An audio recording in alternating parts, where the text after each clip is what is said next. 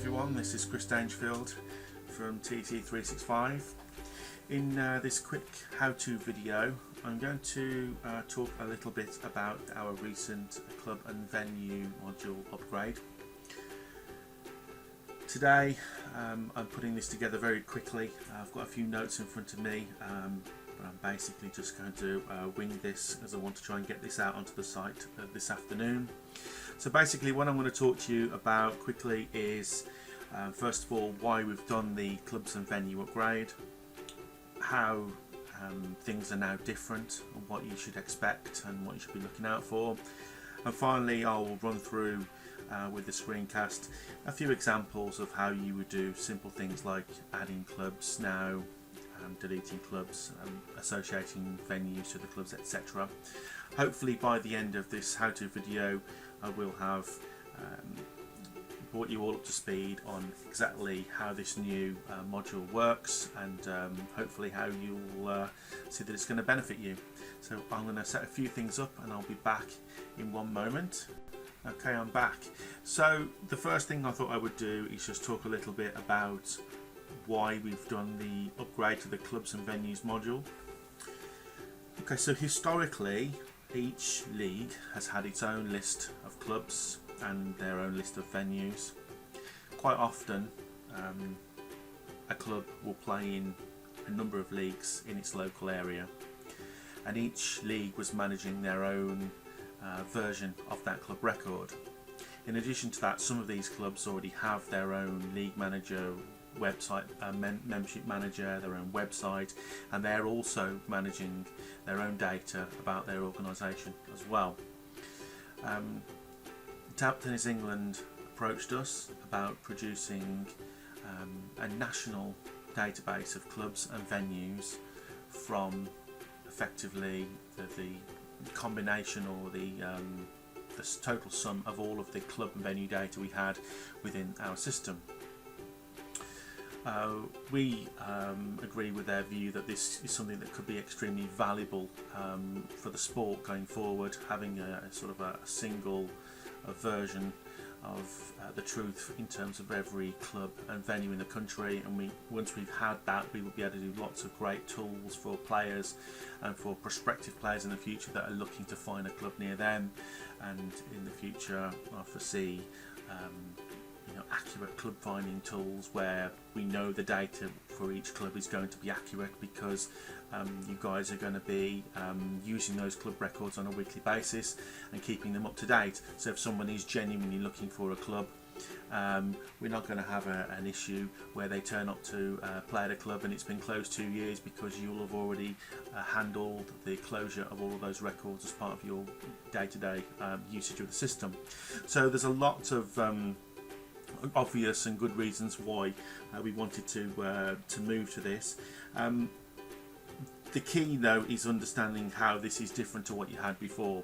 Previously you had a list of clubs, they were records under your own league's organisation, never accessed by anybody else.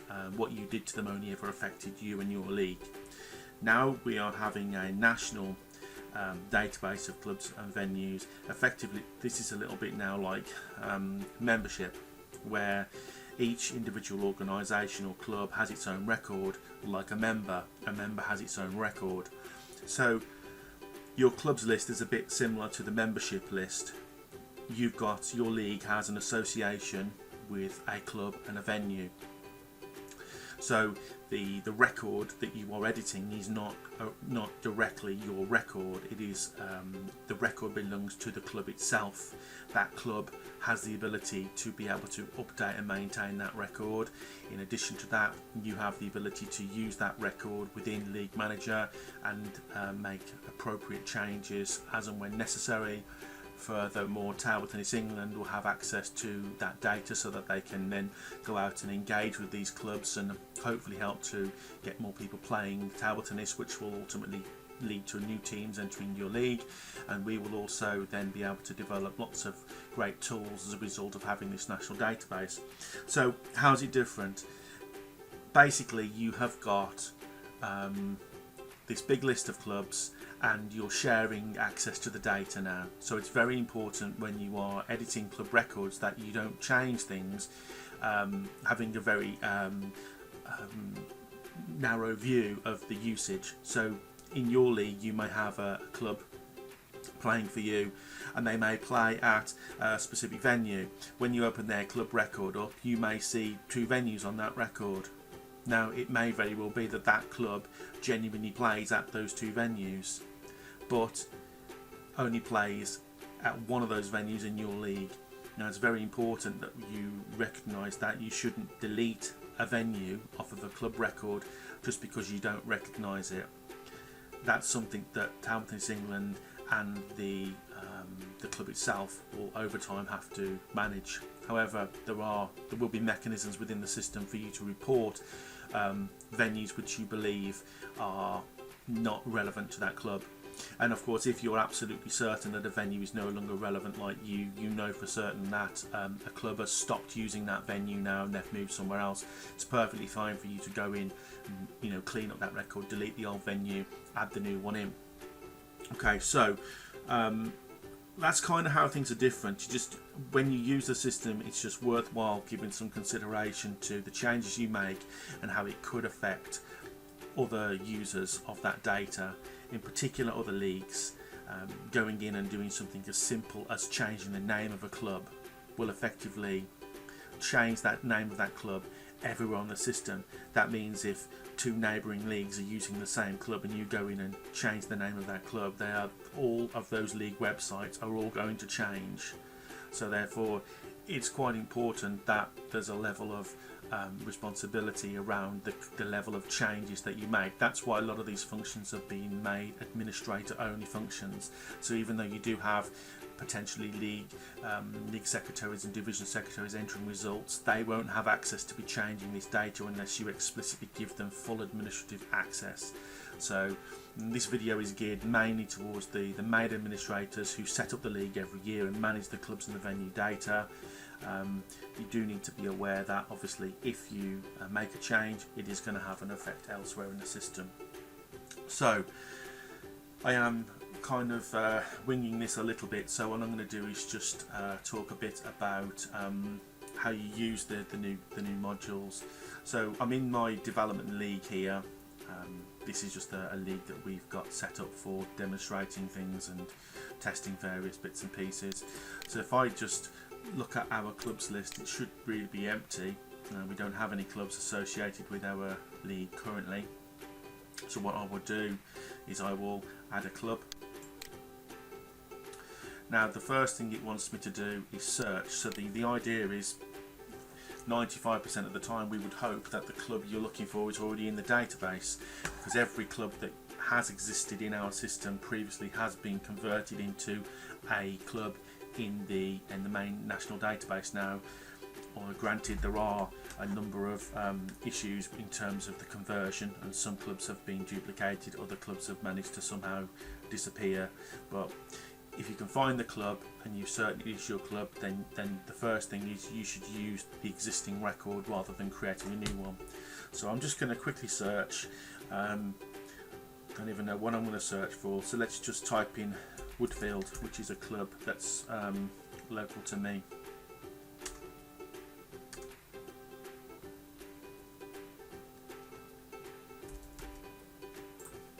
Right, okay, don't I feel stupid? Okay, so I can't find any clubs. The reason for that is quite simple. Our development league is set up outside of the scope of Table Tennis England, i.e.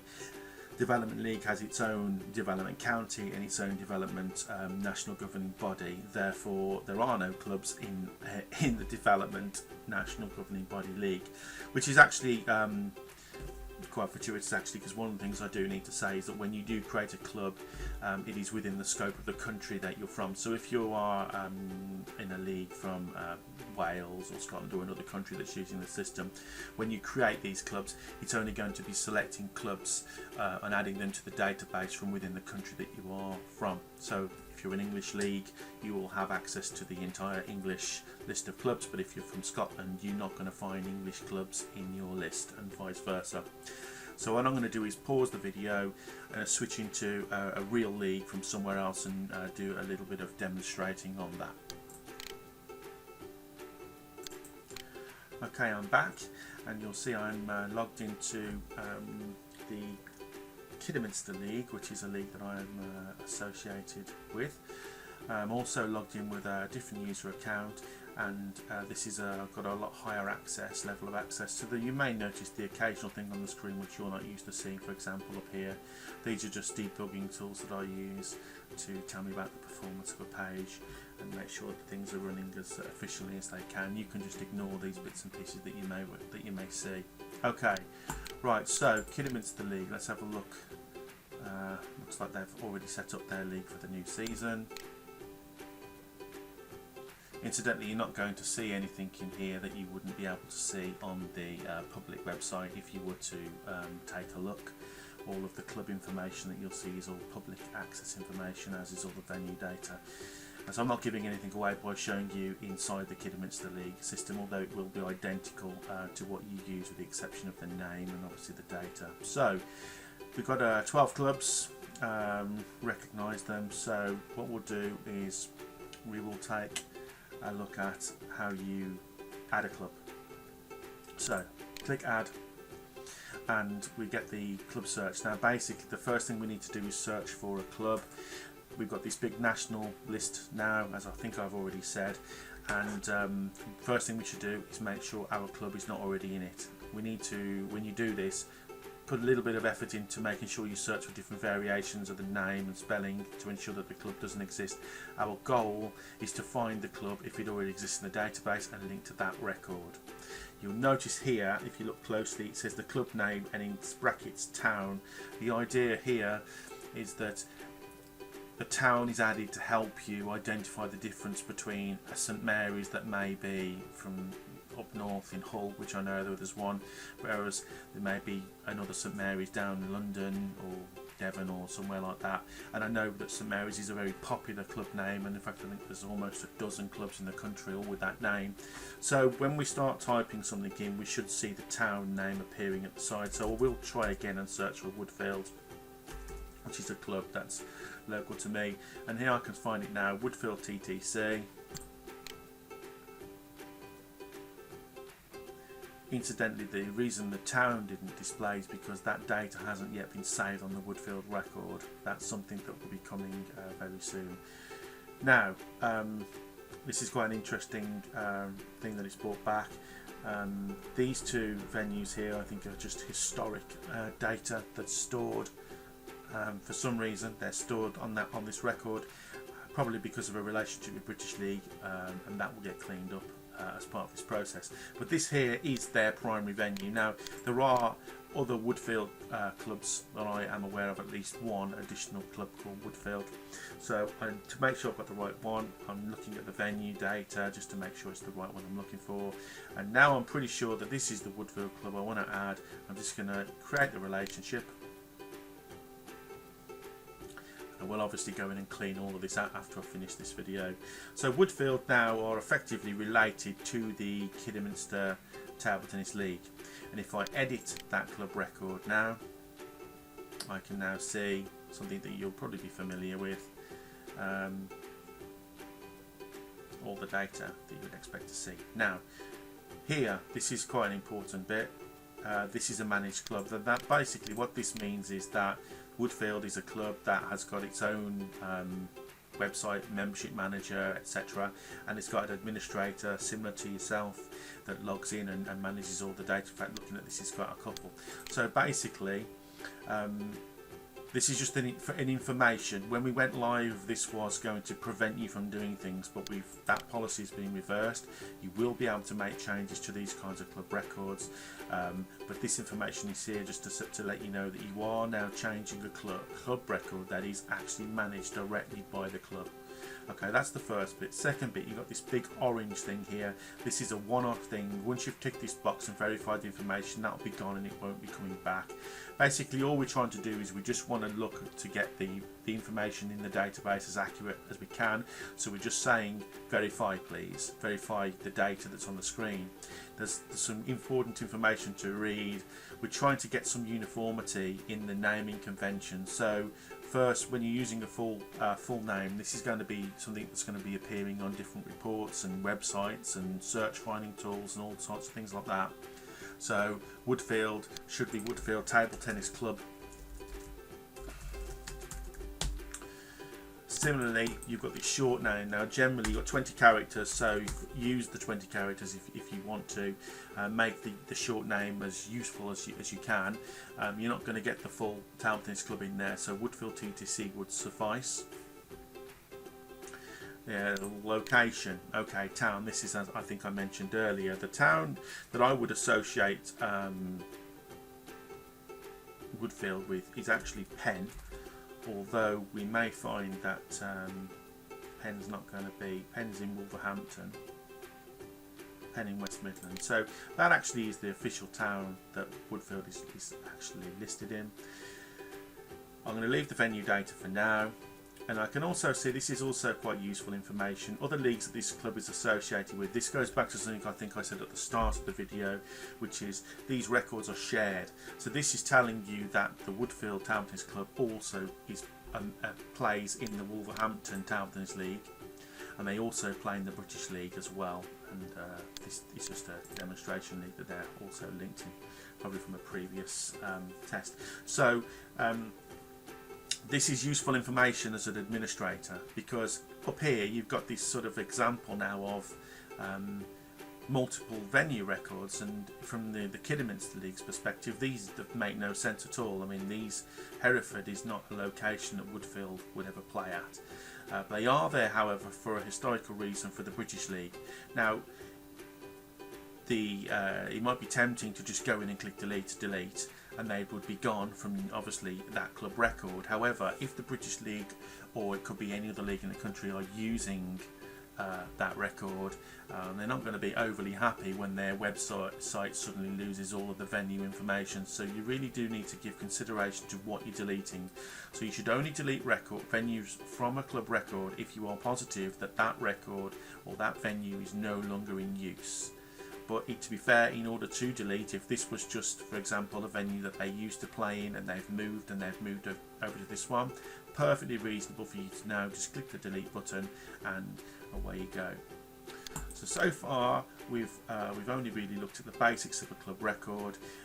There's an option to put in a website there if you want to. It's not required, but if the club does have one and you know it would be good for you to enter it for us if you can.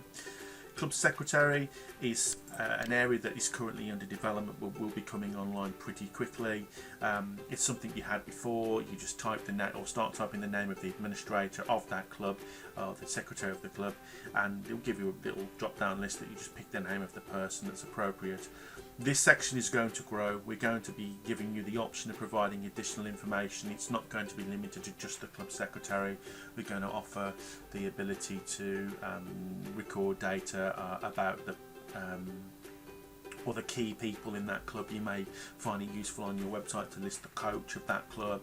It might be good to be able to, if they've got a specific person that deals with inquiries for any team details for that league, and it's not the club secretary, we'd be able to put that kind of information. So this bit is currently in development and will be coming relatively soon. Right now there's only one tab on this record, and that's probably how it's going to be for a little while, but as time develops this is going to grow. There's going to be more tabs on here, and there's going to be the opportunity to store a lot more information about clubs that's going to become relevant and useful.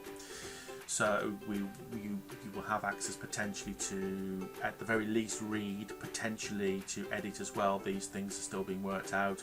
The number of tables at the club, the opening hours of the club, etc. Lots and lots of extra information about the club that you haven't previously been able to store or to use on your website. Most of that will be tied into your sites automatically. You won't have to really do anything. And of course, this is a collaboration now. Lots of different stakeholders. You're going to have the clubs updating their own record, town testing the recording data on the club record, and yourselves also being able to edit it. So over time, the database is going to become very accurate and become very, very useful, and all that information then will be available to you to use on your sites as you see fit. So, okay, that is covering the adding of a club.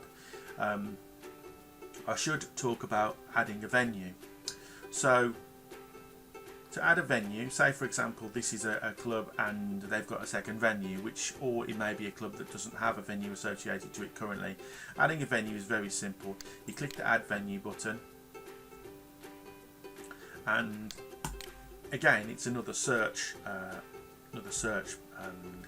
option, so you can simply associate it with an existing venue.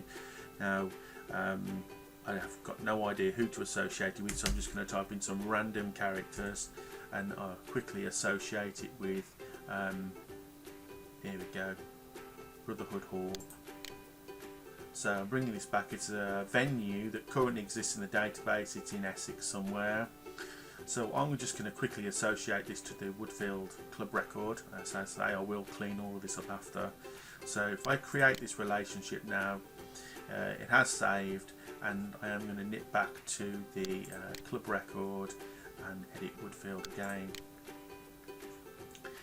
Incidentally, I should have said earlier, before you clicked add venue, what I should have done really is I should have clicked save to save the couple of changes that I did make.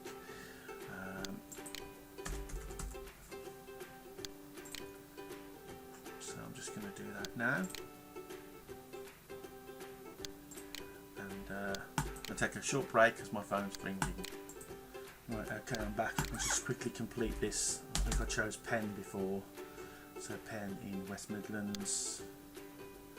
There we go, Penn in West Midlands. There we go. I'll hit save on that record. Club is saved, data's all saved.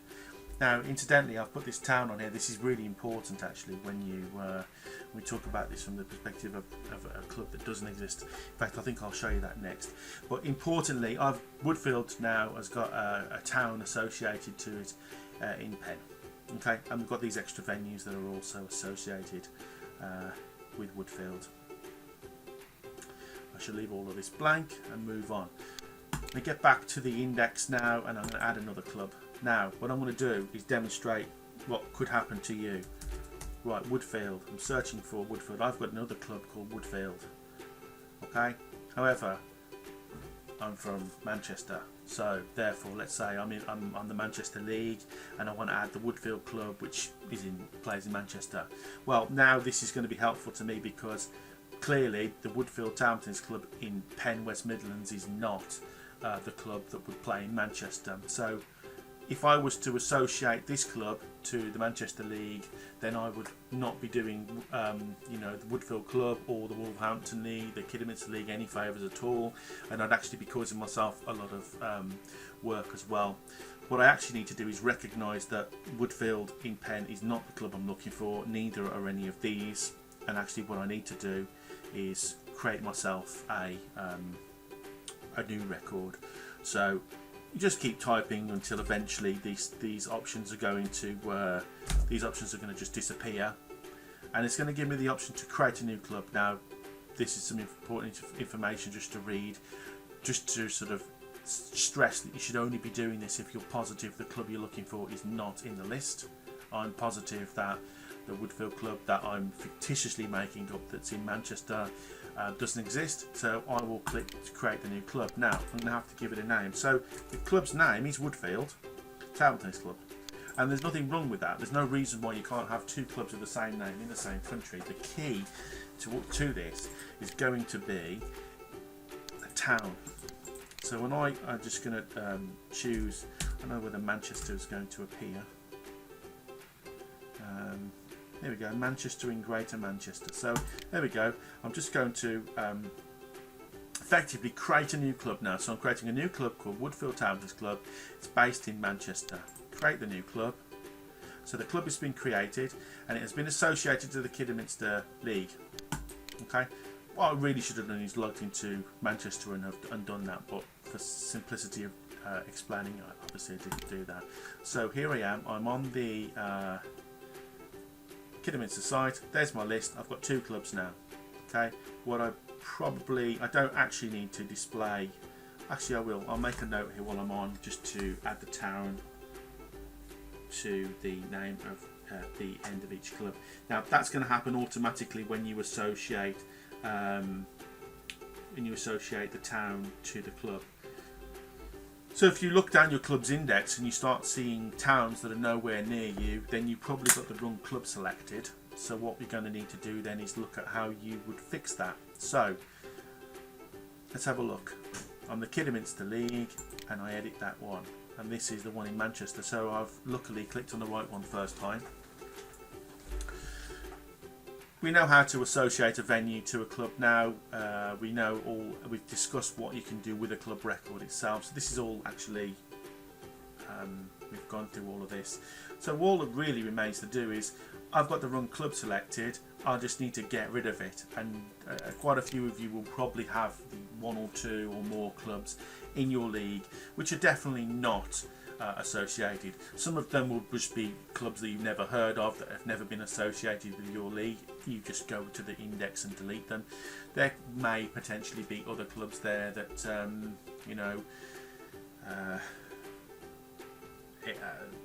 have ended up there and it's the right club name, but actually you can see that it's nowhere near and it's definitely not the club you're looking for. So let's just quickly show you that. So this one was the club.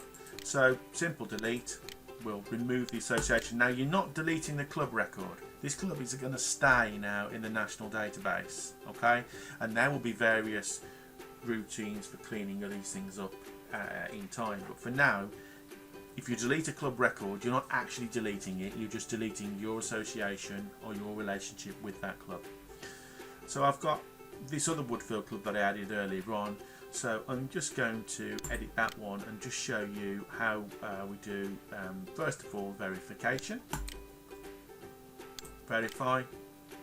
So I've now verified that this information is accurate. That message is not going to come back again. And I know if I do that for all the clubs in my league, I will know that at the very least, the database from our league's perspective is going to be accurate, which is something I can't insist on, but I would request all leagues just take a few minutes just to nip through, have a look at the data, ensure you've got the right club associated with your league. On that point, if you don't have the right club associated with your league, what you could find happening is that record could start changing. Other leagues could start editing that record because actually it should be associated with their league and it's actually associated with yours. My guess is that you may find you get occasional contact from other leagues that are just querying why you're associated to a record that they are. We are going to add some additional information in to help you with contacting other leagues if you do need to. If you do need to do that, we'll provide a very easy email link that you can just fire an email off to them. So the last thing then now I said I was going to do is quickly show you deleting a venue. Dead simple. I added this Brotherhood Hall venue to the Woodfield Club. Clearly it's inappropriate. If you find yourself in this situation and you know for sure this is not right, click delete. Just check the confirmation and delete. That's now gone. And from my notes I think I've pretty much covered everything I wanted to.